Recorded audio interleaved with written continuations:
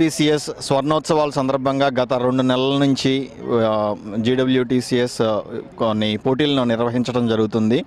అందులో భాగంగా ఇవాళ చివరి ఘట్టం తెలుగు లిటరేచర్కి సంబంధించిన తెలుగు బాల వైభవం అనే ఒక మంచి కార్యక్రమం ఇక్కడ నిర్వహించడం జరిగింది.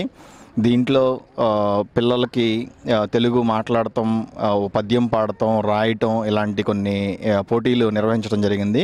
ఇక్కడ వందలాది మంది తెలుగు విద్యార్థులు ఈ పోటీల్లో పాల్గొనడం చాలా ఆనందంగా ఉంది. ఇక్కడ మనబడి అండ్ పాఠశాలతో వారి హెల్ప్తో ఈ పోటీలు నిర్వహించడం జరిగింది.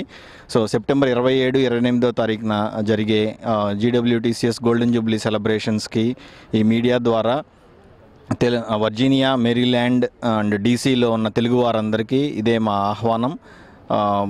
ఆ రోజున 50 రకాల వంటలతో బోత్ 27th అండ్ 28th మా జీడబ్ల్యూటీసీఎస్ కార్యవర్గం ఎంతో మంచి విందుని కూడా ప్రొవైడ్ చేయడం జరుగుతుంది.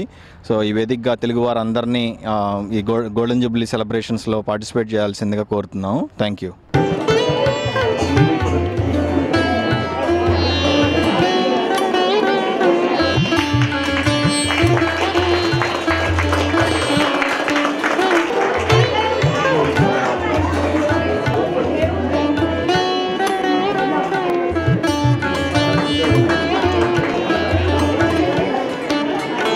ముఖ్యంగా గ్రేటర్ వాషింగ్టన్ తెలుగు సంఘం 50 సంవత్సరాల సందర్భంగా పిల్లలకి తెలుగులో పాట పాడడం, పద్యాలు రాయడం అలాంటి మంచి ఎన్నో వినూత్న కార్యక్రమాలు జీడబ్ల్యూటీసీఎస్ కార్యక్రమం ఏర్పాటు చేసింది.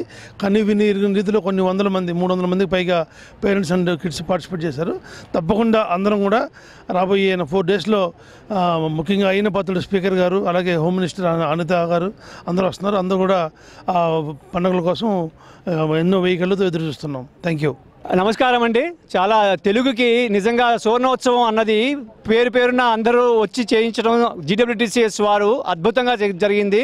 తెలుగుకి పట్టం కట్టడము, అలాగే వచ్చే వారం జరిగే ఈ స్వర్ణోత్సవాల్లో మీరు అందరూ వచ్చి అందరూ చక్కగా ఈ వైభవంగా చేర్పించాలని మా అందరి మనవి.